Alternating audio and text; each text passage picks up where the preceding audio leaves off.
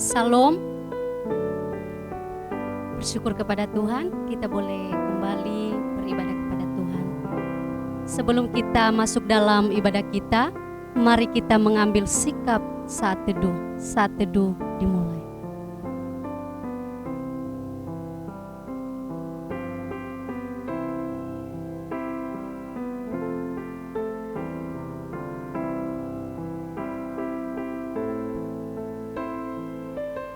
Saat teduh selesai, mari kita memuji Tuhan dengan pujian Ku Masuk Ruang Maha Kudus.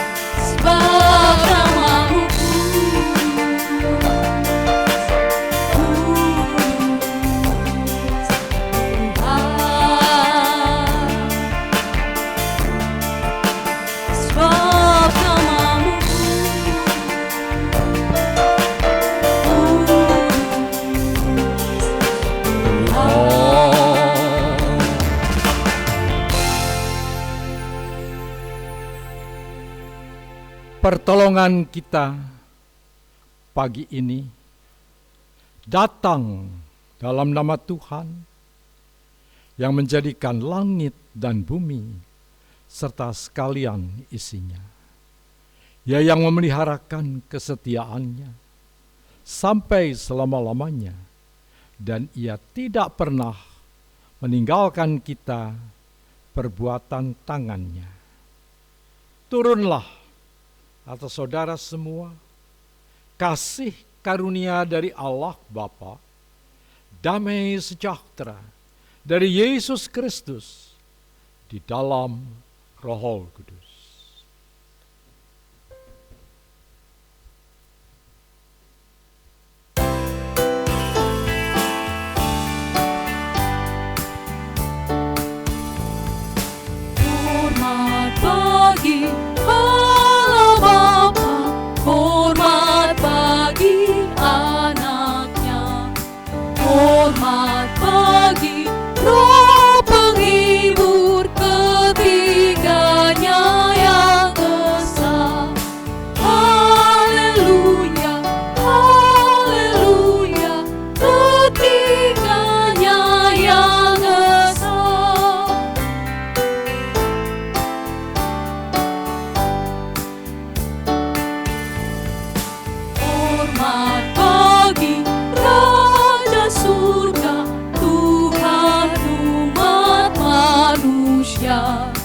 Hormat bagi Raja Salam di seluruh dunia. Haleluya, haleluya, di seluruh dunia. Mari kita berdoa. Kami bersyukur kepadamu ya Tuhan. Engkau memberi kesempatan bagi kami untuk berkumpul lagi menyembah, karena Engkau adalah Allah yang kudus. Engkau adalah Allah yang mulia. Oleh sebab itu ya Bapa, kami datang kepadamu. Dan kami bersyukur untuk hari-hari yang kami lewati sampai detik ini. Tuhan masih memelihara kami. Tuhan masih memberkati kami. Terima kasih Bapa, terima kasih. Kami bersyukur untuk jemaat-Mu yang telah Engkau hantar di tempat ini. Untuk kami boleh bersama-sama menyembah Engkau, bersama-sama mendengarkan sabda-Mu. Kami berdoa saat ini ya Bapa, untuk jemaat-jemaat-Mu yang masih dalam perjalanan. Sekiranya Bapa yang menyertai, sehingga sampai di rumah-Mu dengan selamat. Kami juga mau berdoa untuk jemaat-Mu yang masih belum sempat hadir di tempat ini. Bapa, tolonglah sekiranya Bapa yang berkati mereka dan mengingatkan saudara-saudari kami untuk datang ke rumah-Mu, karena ini adalah hari Sabat-Mu. Terima kasih Bapa di surga. Kami juga mau berdoa untuk adik-adik kami sekolah minggu.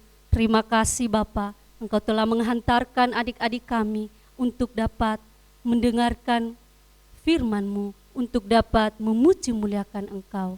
Sekiranya Bapa memberkati tumbuh kembang adik-adik kami, sehingga kehidupan adik-adik kami selalu bersuka cita di dalam Tuhan. Terima kasih Bapa di surga, berkati juga guru-guru sekolah minggu, sehingga guru-guru sekolah minggu dapat memberikan yang terbaik untuk melayani anak-anak-Mu. Kami juga mau berdoa untuk saudara-saudari kami, pemuda-pemudi. Sekiranya Bapa juga memberkati saudara-saudari kami dan mengingatkan agar mereka memiliki kerinduan untuk beribadah kepadamu. Terima kasih Bapa di surga. Ini ibadah kami serahkan hanya di dalam tangan kasih-Mu. Kiranya Engkau memberkati setiap pelayanan kami, sehingga menjadi hormat kemuliaan nama Tuhan. Dan biarlah ibadah kami berjalan hanya karena kehendak Tuhan. Di dalam nama Tuhan Yesus kami telah berdoa. Amin. Dengan tetap berdiri, mari kita memuji Tuhan dengan pujian Mana-mana Tuhan Panggil.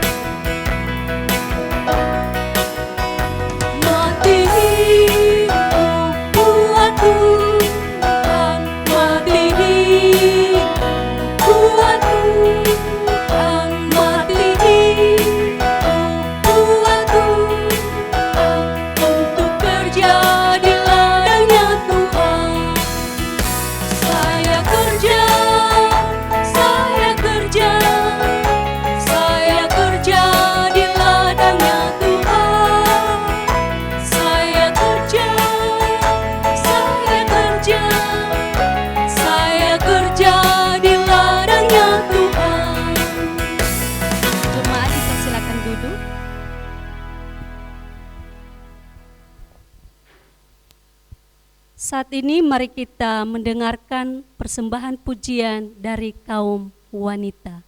Dipersilahkan.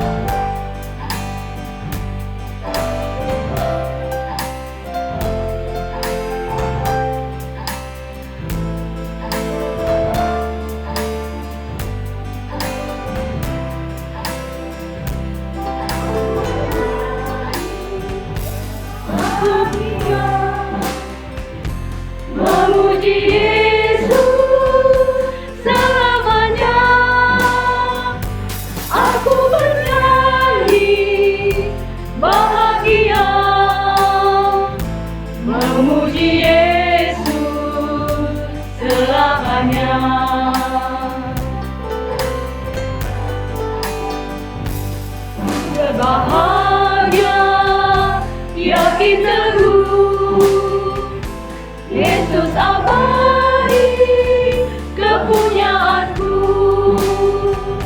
Aku warisnya, ku ditebus, ciptaan baru, Roh Kudus. Aku bernyanyi bahagia, memuji Yesus selamanya. Aku bernyanyi bahagia, memuji Yesus selamanya.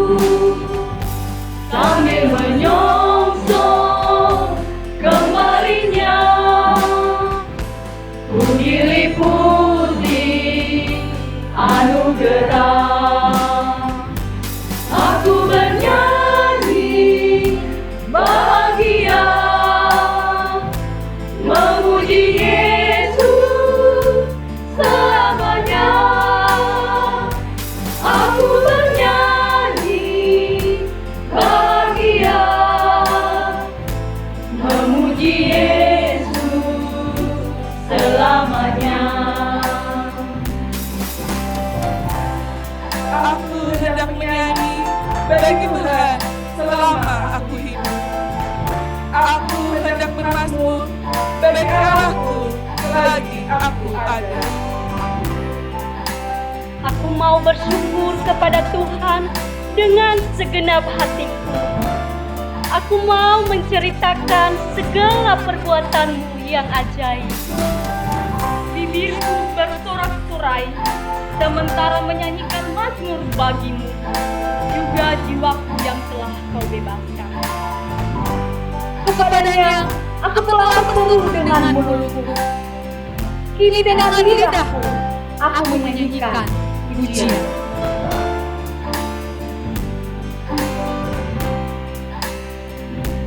Aku bernyanyi bahagia, memuji Yesus selamanya. Aku bernyanyi bahagia, memuji Yesus selamanya. Aku bernyanyi bahagia, memuji Yesus selamanya. Aku bernyanyi bahagia, memuji Yesus selamanya.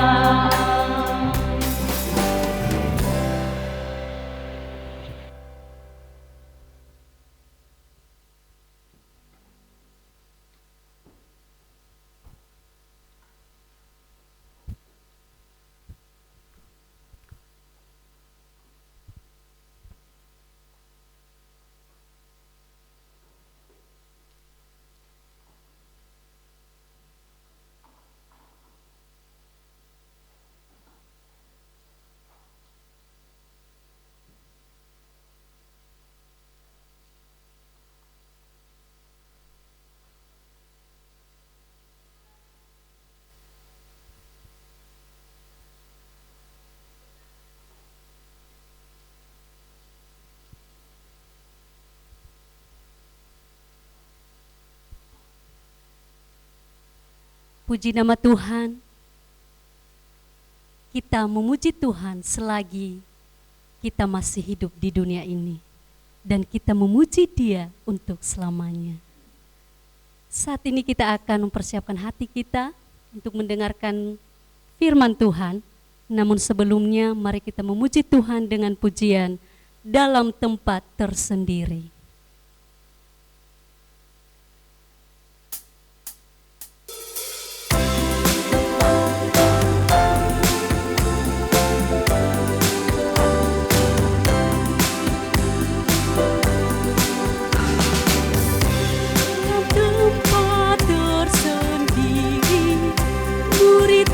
Bersehati sampai roh Allah mendedu, penuhkan tempat itu.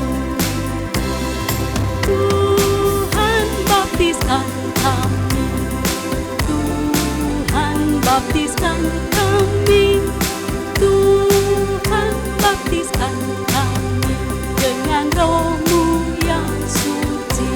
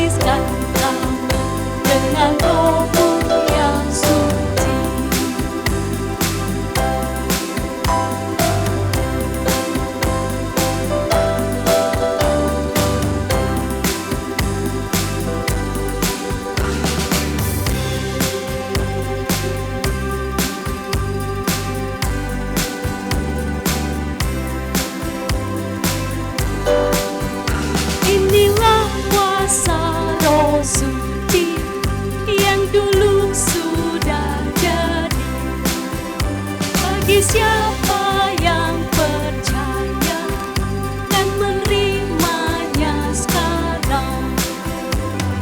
Tuhan baptiskan kami, Tuhan baptiskan kami, Tuhan baptiskan kami dengan Roh-Mu yang suci. Tuhan baptiskan kami, Tuhan baptiskan kami, Tuhan baptiskan kami dengan Roh-Mu yang suci.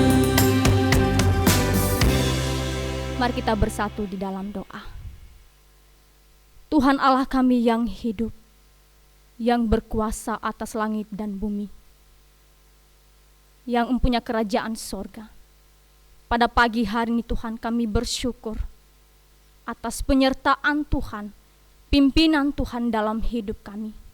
Selama 1 minggu ya Tuhan, kami boleh lalui di dalam pimpinan Tuhan. Dan pada saat ini kami rindu mendengarkan firman Tuhan. Urapi hati kami ya Bapa. Urapi kami dengan kuasa Roh Kudus-Mu. Sehingga firman Tuhan yang kami dengarkan boleh kami mengerti, serta dapat kami lakukan dalam hidup kami pribadi lepas pribadi. Hamba-Mu yang lemah dan hina ini, pakai dengan kuasa Roh Kudus-Mu, sehingga setiap kata yang hamba-Mu sampaikan, jemaat-Mu boleh mengerti. Terima kasih ya Tuhan, ini jam pemberitaan firman Tuhan, kami serahkan di dalam tangan kuasa-Mu. Dalam nama Tuhan Yesus kami berdoa. Amin.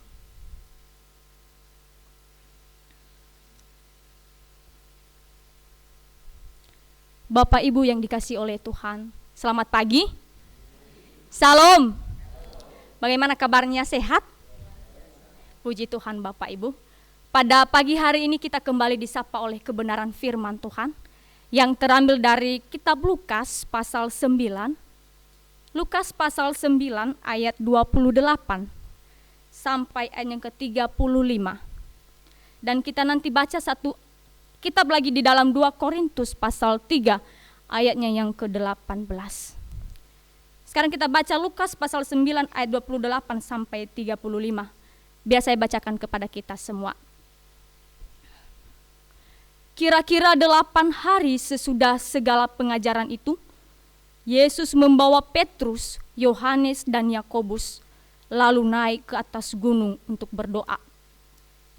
Ketika ia sedang berdoa, rupa wajahnya berubah dan pakaiannya menjadi putih berkilau-kilauan. Dan tampaklah 2 orang berbicara dengan dia, yaitu Musa dan Elia. Keduanya menampakkan diri dalam kemuliaan dan berbicara tentang tujuan kepergiannya yang akan digenapinya di Yerusalem. Sementara itu, Petrus dan teman-temannya telah tertidur, dan ketika mereka terbangun, mereka melihat Yesus dalam kemuliaannya dan kedua orang yang berdiri di dekatnya itu. Dan ketika kedua orang itu hendak meninggalkan Yesus, Petrus berkata kepadanya, "Guru, betapa bahagianya kami berada di tempat ini. Baiklah kami dirikan sekarang 3 kemah, 1 untuk engkau, 1 untuk Musa, dan 1 untuk Elia." Tetapi Petrus tidak tahu apa yang dikatakannya itu.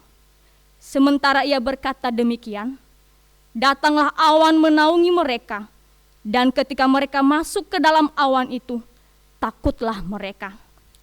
Maka terdengarlah suara dari dalam awan itu yang berkata, "Inilah anakku yang kupilih, dengarkanlah dia." Kita baca satu ayat lagi di dalam 2 Korintus pasalnya yang ketiga ayat 18. 2 Korintus pasal 3 ayat 18.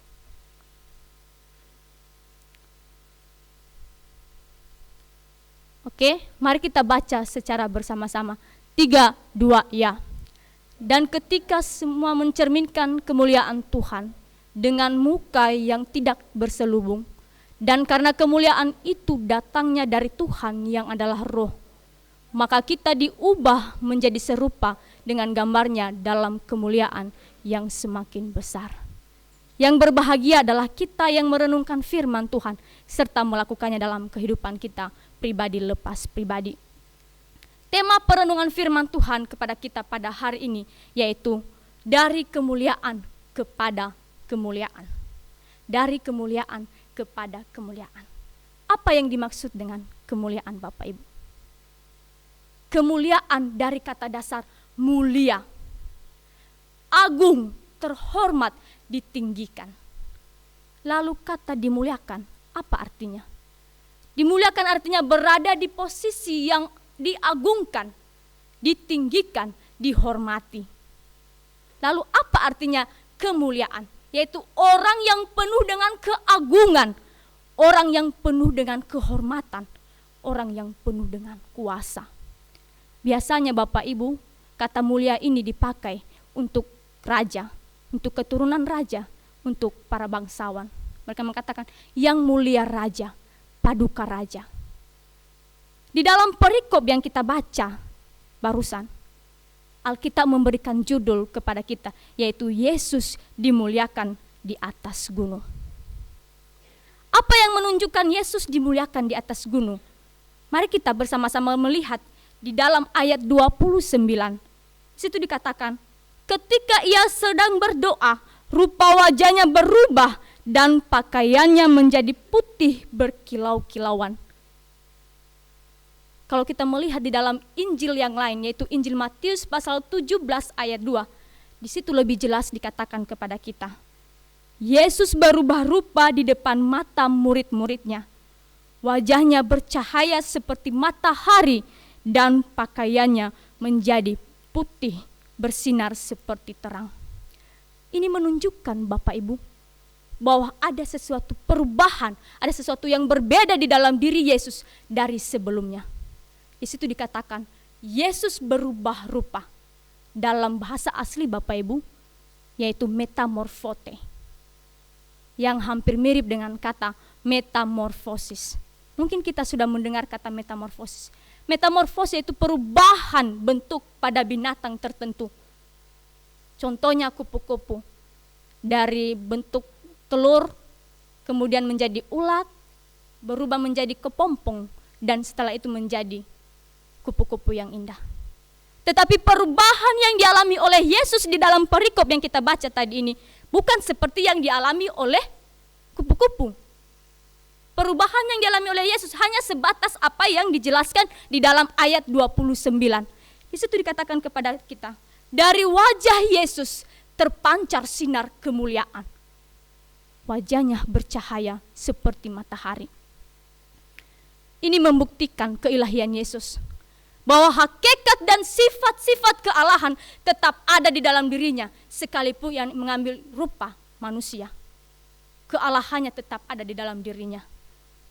Peristiwa ini juga menjawab keraguan sekelompok orang yang mengatakan bahwa Yesus hanyalah seorang manusia, bukan Mesias dan Allah. Peristiwa Yesus dimuliakan di atas gunung meneguhkan pernyataan Petrus di dalam perikop sebelumnya yang mengatakan Yesus adalah Mesias, anak Allah. Bapak Ibu, biasanya dalam perkara perdata atau dalam perkara pidana, seseorang bisa menjadi saksi apabila ia berada di tempat kejadian perkara atau melihat secara langsung kejadian itu dan juga bisa mengalaminya secara langsung. Ketika Petrus naik ke atas gunung, dia dimuliakan di sana. Ia bersama dengan 3 muridnya. Siapa itu? Petrus, Yohanes, dan Yakobus. Ia bersama-sama dengan murid-muridnya. Dan ketiga muridnya melihat secara langsung ketika Yesus dimuliakan di atas gunung. Jadi dapat kita simpulkan bahwa keilahian Yesus tidak dapat diragukan lagi. Keilahian Yesus sungguh benar-benar dia adalah Tuhan yang benar. Melalui peneguhan dari suara yang terdengar, inilah anakku yang kupilih, dengarkanlah dia. Jadi tidak ada lagi alasan bagi kita untuk tidak mengakui bahwa Yesus adalah Tuhan dan Juru Selamat kita. Ketiga murid Yesus melihat ketika Yesus dimuliakan di atas gunung. Bukan hanya itu yang mereka lihat. Nampak kepada mereka 2 orang dalam kemuliaan. Siapa itu? Yaitu Musa dan Elia. Pertanyaan bagi kita, mengapa hanya 2 orang ini yang muncul ketika Yesus dimuliakan di atas gunung? Bukankah begitu banyak orang-orang kudus yang meninggal dalam perjanjian lama, mereka dimuliakan di dalam kerajaan surga? Tetapi kenapa hanya 2 orang yang muncul di dalam perikop ini, yaitu Musa dan Elia? Jawabannya, karena Musa mewakili seluruh kitab-kitab Taurat, yaitu dari Kejadian sampai Ulangan, dan Elia mewakili kitab nabi-nabi. Peristiwa Yesus dimuliakan di atas gunung mendahului penderitaannya dengan tujuan, yaitu untuk memberitahukan kepada murid-muridnya bahwa sebentar lagi dia akan meninggalkan dunia ini. Sebentar lagi dia akan menghadapi penderitaan yang besar, yaitu kematian di atas kayu salib, turun ke dalam dunia orang mati, dan akan bangkit kembali. Melalui kebangkitannya, Bapa mempermuliakan dia, dan kemuliaannya tidak akan pernah berakhir. Satu hal yang menarik untuk kita perhatikan, Bapak Ibu, melalui perkataan Petrus yang mengatakan begini, "Guru, betapa bahagianya kami berada di tempat ini." Dia mengatakan, "Guru, betapa bahagianya kami berada di tempat ini." Murid-murid ketika mereka melihat kemuliaan Allah bersinar dalam diri Yesus, mereka mengatakan, "Betapa bahagianya kami melihat.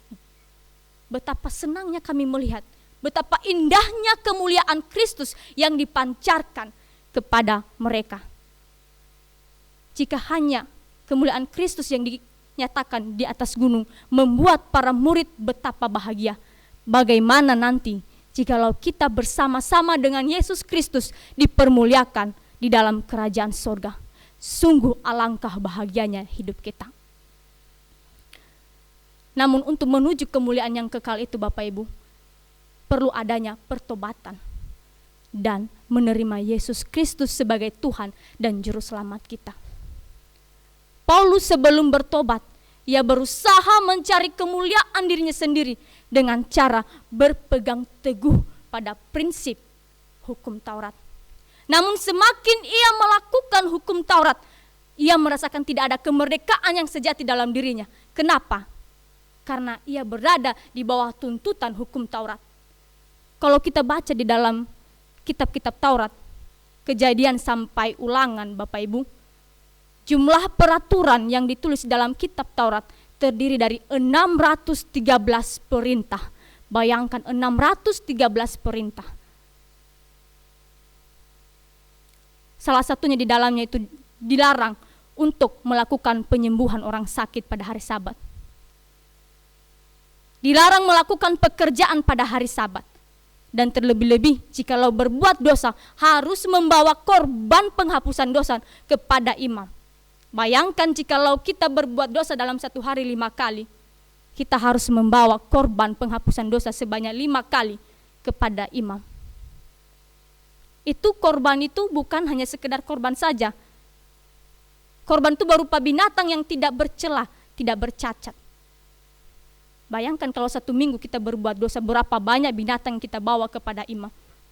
Mungkin kita terbebani ya melakukan hal itu. Tetapi melalui kematian Yesus Kristus, ia telah mendamaikan kita dengan Allah. Kita tidak perlu lagi membawa korban penghapusan dosa di hadapan Tuhan. Karena Yesus anak domba Allah itu telah menjadi korban yang sempurna bagi kita. Sehingga kita orang percaya, kita telah mengalami kemerdekaan di dalam Kristus. Dan kita lagi tidak dibebani oleh hukum Taurat. Paulus setelah terang kemuliaan Kristus bersinar di dalam hidupnya, ia baru merasakan pertobatan yang sejati.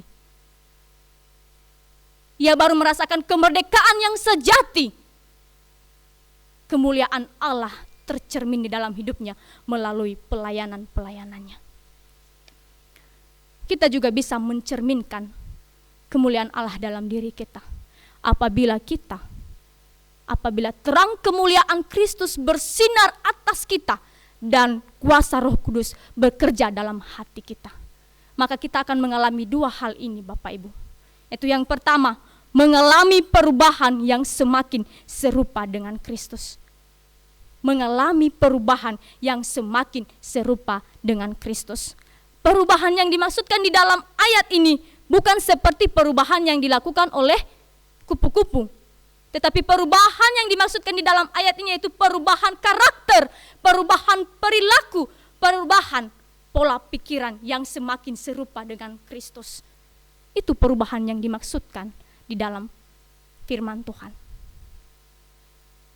Yang namanya perubahan Bapak Ibu tidak langsung plek langsung berubah, tetapi melalui proses hari demi hari, langkah demi langkah, bahkan sepanjang hidup kita perlu dilakukan perubahan supaya kita semakin serupa dengan Kristus. Keserupaan dengan Kristus bukan merupakan hasil pencapaian manusia. Karena tidak mungkin manusia melakukan apa yang dilakukan Yesus Kristus di atas kayu salib. Keserupaan dengan Kristus merupakan karya Roh Kudus dalam hati kita. Ketika Dia bekerja dalam hidup kita, maka ada sesuatu perubahan yang semakin serupa dengan Kristus. Kita memang harus mengerjakan keselamatan kita sebagai respons atas kasih karunia Tuhan dalam hidup kita. Tetapi jangan kita lupa bahwa proses perubahan menuju keserupaan dengan Kristus tidaklah mudah dan tidaklah lancar. Kenapa? Karena merupakan arena peperangan kita melawan dosa, arena peperangan kita melawan keinginan-keinginan daging yang digaungkan oleh iblis. Dalam proses pertumbuhan meninggalkan dosa kita perlu bergantung pada kuasa Roh Kudus. Kita perlu menaklukkan diri kita pada proses pemurniannya Tuhan Yesus, serta bercermin melalui kebenaran firman Tuhan. Bapak Ibu, mungkin kita masing-masing di rumah punya cermin ya. Dan saya yakin pasti punya cermin di rumah. Bahkan sebelum kita pergi ke gereja ini pasti kita bercermin di depan cermin. Tujuannya apa? Untuk memperbaiki penampilan kita, untuk menyisir rambut kita. Bayangkan kalau tidak ada cermin, bagaimana cara kita melihat diri kita? Tidak bisa. Ada dulu teman saya perempuan Bapak Ibu. Kalau dia pergi kemana-mana itu dia harus menyediakan cermin kecil di dalam tasnya. Suatu kali kami pergi ke pesta pernikahan. Dan di pertengahan jalan dia mengatakan, "Min, aku lupa bawa cermin kecilku. Tunggu sebentar ya, aku balik ke rumah untuk mengambilnya." Dan setelah dia kembali dari rumahnya dia mengatakan, "Cermin ini loh begitu penting dalam hidupku. Kalau dia tidak ada dalam tasku, aku tidak nyaman." Kenapa? Karena kalau ada kesempatan dia melihat cermin dan memperbaiki lipstiknya. Dia memperbaiki alisnya apakah berat sebelah atau tidak. Sehingga cermin itu begitu penting dalam hidupnya. Demikian juga kita orang percaya. Firman Tuhan itu ibarat cermin di dalam hidup kita. Untuk melihat diri kita. Untuk melihat kesalahan-kesalahan kita. Untuk melihat apa hal-hal yang baik yang perlu kita lakukan. Firman Tuhan Allah gunakan untuk merubah hidup kita supaya semakin serupa dengan Kristus. Dan hal itu kita lakukan. Hal itu terjadi dalam diri kita apabila terang kemuliaan Kristus itu bersinar di dalam diri kita dan Roh Kudus bekerja dalam hati kita. Hal yang kedua yang kita alami jikalau terang kemuliaan Kristus bersinar di dalam diri kita, yaitu yang kedua, mengalami kemuliaan Allah yang semakin besar. Mengalami kemuliaan Allah yang semakin besar. Tadi yang pertama, mengalami perubahan yang semakin serupa dengan Kristus. Kedua, mengalami kemuliaan Allah yang semakin besar. Apa kemuliaan Allah yang semakin besar yang kita alami dalam hidup kita orang percaya? Yaitu sukacita, kebahagiaan. Kenapa? Karena kelak setelah kita meninggalkan dunia ini, kita akan masuk ke dalam kemuliaan yang kekal. Yaitu kerajaan sorga. Di mana di sana tidak ada tangisan, tidak ada kesusahan, tidak ada penderitaan, yaitu kebahagiaan dan sukacita yang kita dapatkan. Itulah sebabnya kenapa Paulus dalam pelayanannya ketika ia menghadapi berbagai penderitaan, ia tidak kehilangan pengharapan. Ia tetap menaruh pengharapannya kepada Kristus karena ia percaya bahwa ia akan memperoleh kemuliaan yang kekal. Paulus menjelaskan penderitaan-penderitaan yang dialami selama pelayanan. Di dalam 2 Korintus pasal 11 ayat 24 sampai 26. Di situ dia mengatakan kepada kita, 5 kali aku disesah orang Yahudi. Setiap kali 40 kurang 1 pukulan. 3 kali aku didera. 1 kali aku dilempari dengan batu. 3 kali mengalami karam kapal. Sehari semalam aku terkatung-katung di tengah laut. Dalam perjalananku aku sering diancam bahaya banjir dan bahaya penyamun. Bahaya dari pihak orang-orang Yahudi, bahaya dari kota, bahaya di padang gurun, bahaya di tengah laut, dan bahaya dari pihak saudara-saudara palsu. Banyak sekali bahaya dan penderitaan yang dilalui oleh Paulus. Tetapi semua penderitaan itu tidak membuat dia kehilangan pengharapan. Kenapa? Karena ia menaruh pengharapan di dalam Kristus. Bahwa kelak setelah ia meninggalkan dunia ini, ia akan dipermuliakan oleh Allah di dalam kerajaan surga. Demikian pula dengan kita Bapak Ibu. Penderitaan yang kita alami di dalam dunia ini tidak akan berakhir. Dan kita tidak mampu melewatinya jikalau hanya dengan kemampuan kita sendiri. Untuk itu kita perlu bergantung pada kekuatan Allah, sehingga kita yang lemah dikuatkan. Kita tidak dapat menghindari penderitaan-penderitaan yang terjadi. Tetapi Tuhan mengatakan, aku akan menyertai engkau dan aku akan membukakan jalan bagi setiap persoalan hidupmu. Penderitaan-penderitaan yang kita alami tidak melebihi dari kekuatan kita. Paulus mengatakan kepada kita dalam 1 Korintus pasal 10 ayat 13. Pencobaan-pencobaan yang kamu alami ialah pencobaan-pencobaan biasa yang tidak melebihi kekuatan manusia. Sebab Allah setia dan karena itu ia tidak akan membiarkan kamu dicobai melampaui kekuatanmu. Pada waktu kamu dicobai, ia akan memberikan kepadamu jalan keluar sehingga kamu dapat menanggungnya. Sebagaimana kita melewati penderitaan-penderitaan sebelumnya, sakit penyakit, penolakan atau apapun, demikian juga ke depan kita mampu melewatinya bersama dengan Tuhan. Tuhan memimpin kita di dalam melewatinya sampai kita menuju kemuliaan yang kekal. Sebab penderitaan di dalam Kristus merupakan anugerah menuju kemuliaan kepada kemuliaan yang lain. Kenapa? Karena kita adalah surat Kristus yang ditulis bukan dengan tinta, tetapi ditulis dengan roh dari Allah melalui pemberitaan Injil.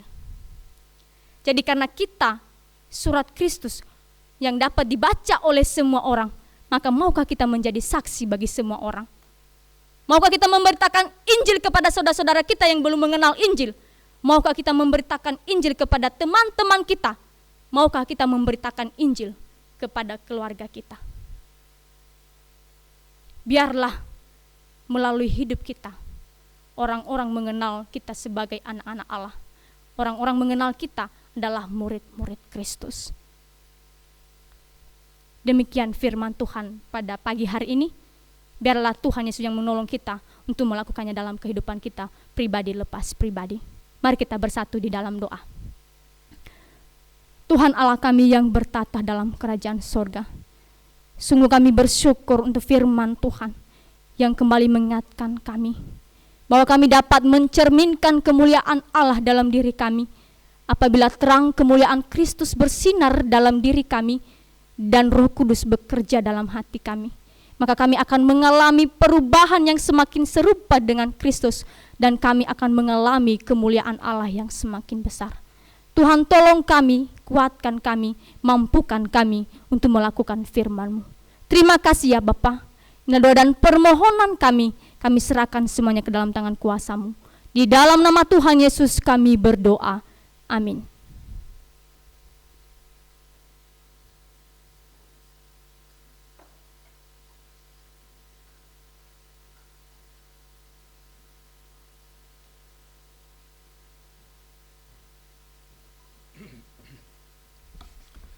Shalom, selamat pagi Bapak Ibu Saudara yang terkasih di dalam Tuhan.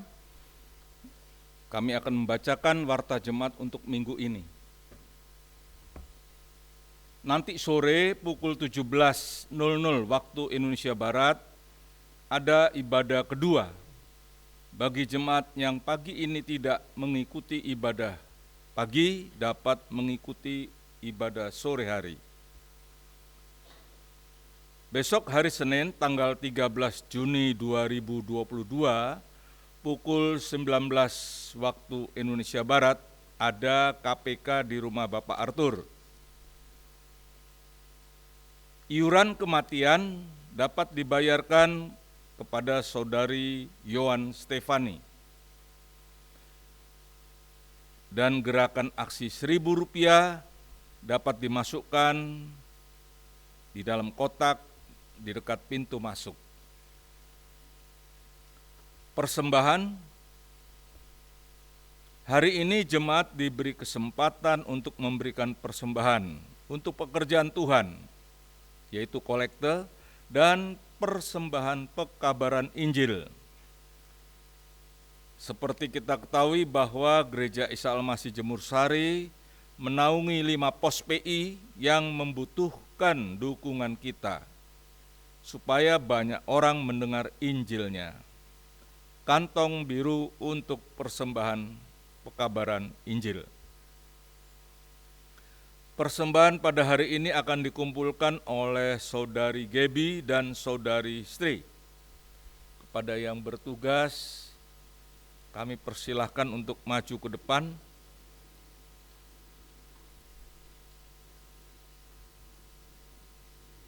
Saudari Gebi dan saudari Sri.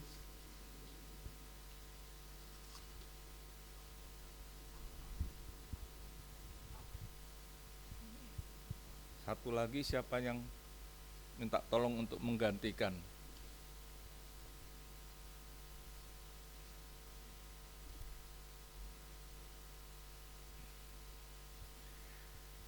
Firman Tuhan yang melandasi kita memberi persembahan diambil dari Markus 14 ayatnya yang ke-9.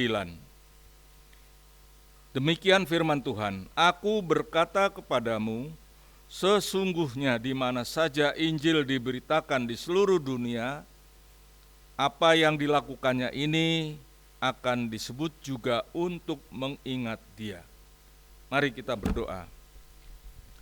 Kembali kami mengucap syukur kepadamu ya Tuhan. Engkau begitu baik bagi kami, Engkau telah memelihara kehidupan kami dari hari lepas hari. Terima kasih Tuhan atas berkat-berkat yang sudah Tuhan berikan kepada kami.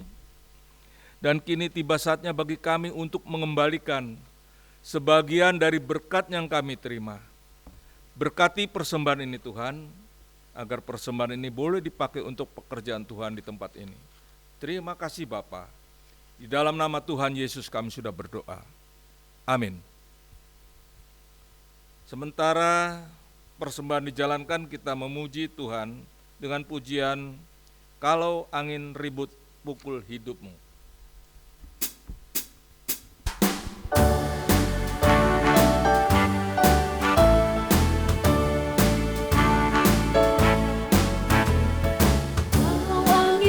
Pukul hidupku, kalau sia-sia susah hatiku, hitunglah berkatmu satu persatu, dan heran kasih-Mu Tuhan sertaku. Hitung berkatmu satu-satu, ingat semua janganlah lupa. Hitung semua satu persatu, dan kau lihat cinta-Mu atas surau.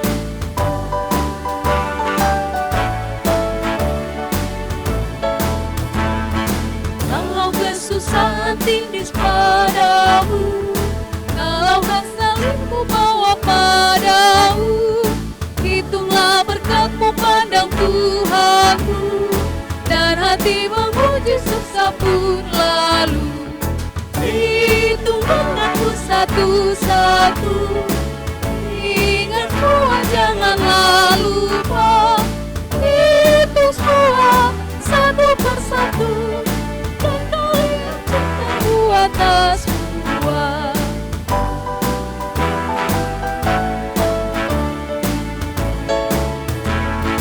Kalau kau terpikat harta dunia,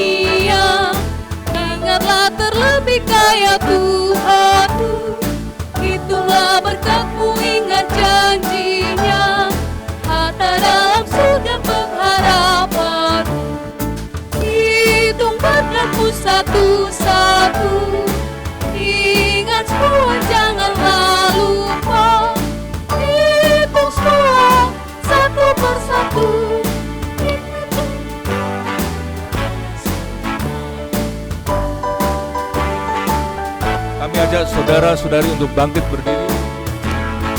Kalau angin ribut pukul hidupku, dalam sia susah hatiku, ingat itu bersatu, dengan kamu Tuhan sertaku.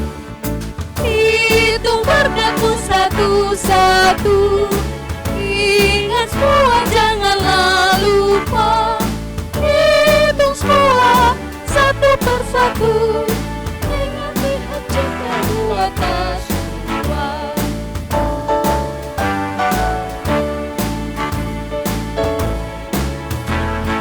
Kalau kesusahan tindis padamu, kalau berat salibmu bawa padamu, itulah berkatmu pandang Tuhanmu, dan hati memuji susah pun lalu. Itu berkatmu satu-satu, ingat semua janganlah lupa. Hitung semua satu persatu, pergaulan cintamu atas semua. Mari kita berdoa untuk mengakhiri kebaktian pada pagi hari ini. Bapa di dalam surga, sungguh kami mengucap syukur kepadamu ya Tuhan. Kau telah pimpin kami pada kebaktian pagi hari ini dari awal, pertengahan, hingga akhir. Terima kasih Tuhan atas firman yang sudah kami dengar pada pagi hari ini. Engkaulah Allah kami, yang kami agungkan dan yang kami muliakan. Terima kasih Tuhan, Kau telah mengajari kami untuk selalu kami merubah sikap kami dari hari ke hari untuk kami serupa dengan gambar-Mu Tuhan.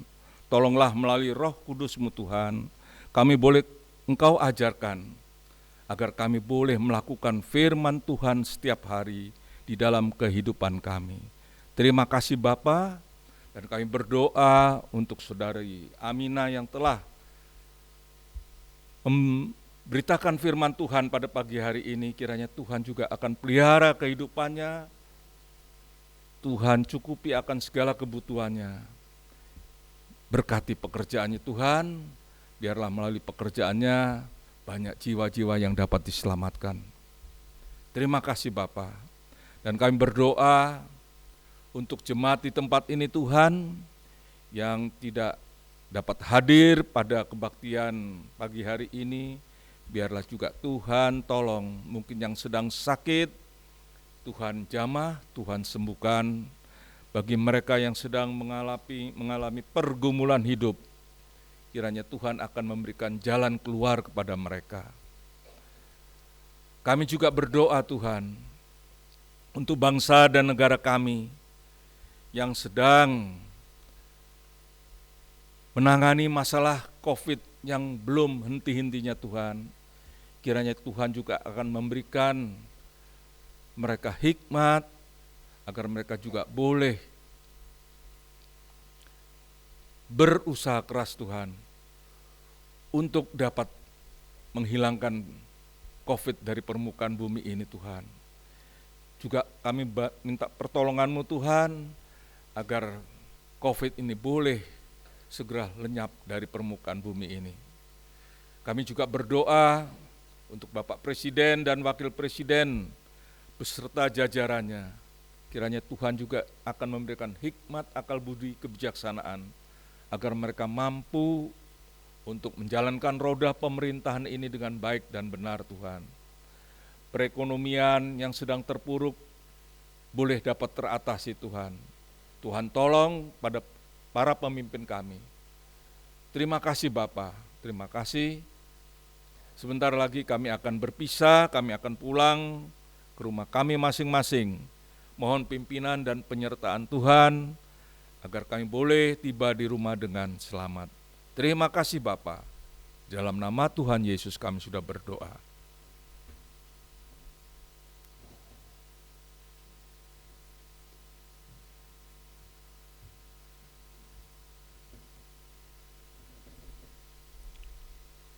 Arahkan pandangan kita kepada Tuhan. Tuhan memberkati engkau. Tuhan melindungi engkau. Tuhan menyinari engkau dengan wajah-Nya dan memberikan kepadamu kasih karunia-Nya. Tuhan menghadapkan wajah-Nya kepadamu, memberikan damai sejahtera. Sekarang pulanglah di dalam damai sejahtera dari Allah Bapa, di dalam kasih karunia dari Yesus Kristus, dan di dalam persekutuan dengan Roh Kudus, menyertai saudara semua, mulai saat ini sampai Yesus datang kembali.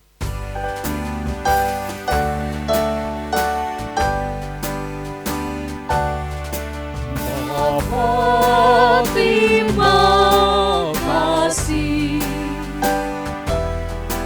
Bapa, terima kasih.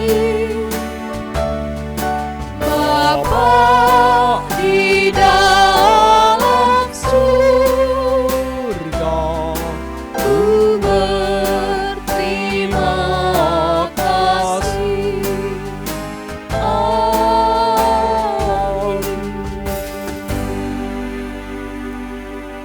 Silakan duduk dan doa teduh.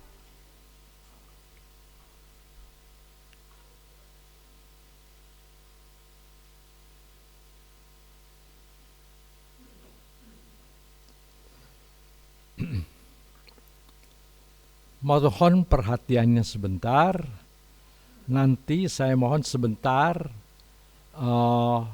Saudara Yonatan, Tiffany, Saudari Tiffany,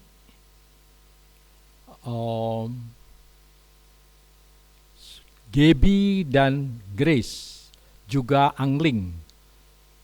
Tunggu sebentar, saya akan berbicara sebentar. Tuhan memberkati. Selamat siang.